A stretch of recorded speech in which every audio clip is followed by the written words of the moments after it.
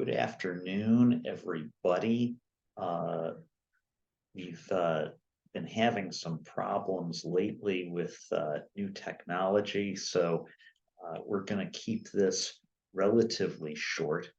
But we have two great scriptures this week, which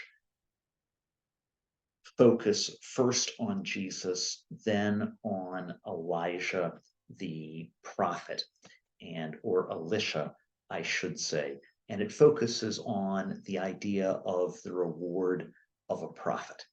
And Jesus, not far from his hometown of Nazareth, was the city of Shunem. And there is a story in the Old Testament, which we begin with this Sunday, about Elisha. And Elisha was the successor to Elijah. Elisha saw his patron Elijah being taken up to heaven in chariots of fire. Later, he winds up in Shunem, where a woman, recognizing that he is a prophet, puts him up and enables him to stay. And Elisha had asked for a double portion of Elijah's spirit before Elijah was taken up into heaven in these chariots of fire. And in the biblical text, in fact, Elisha does twice as many miracles as Elijah does. And in the biblical story, the woman who put him up, recognizing that he's a prophet, asks for something special. And so Elisha promises that she will have a son. And she doesn't believe that it's going to happen. But 12 months later, sure enough, she has a child.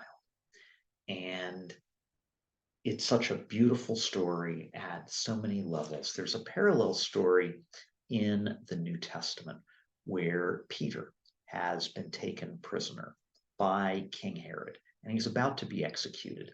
And there is a house, the house of John Mark, where people pray for Peter. God sends an angel, and the angel liberates Peter. Peter comes to the door of the house, and they don't believe it's Peter when he shows up. These people had enough faith to pray, they had enough faith to get the answer, but not enough faith to believe the answer when it showed up at their door.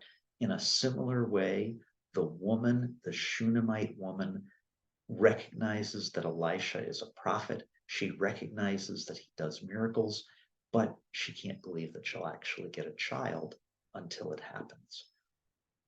Jesus encourages us to, even if we give a cup of cold water to his followers, that will be rewarded by our Father in heaven. We have priests who need financial help. We have nuns who need financial help. We have religious who need financial help. Throughout the world, many of our priests and religious who are trying to serve Jesus Christ need our help. So tomorrow, when we're at Mass, remember a prophet's reward, and remember the rewards that came to the woman who helped out Elisha in a difficult time in his life. God bless. Have a beautiful Sunday, and we'll be in touch.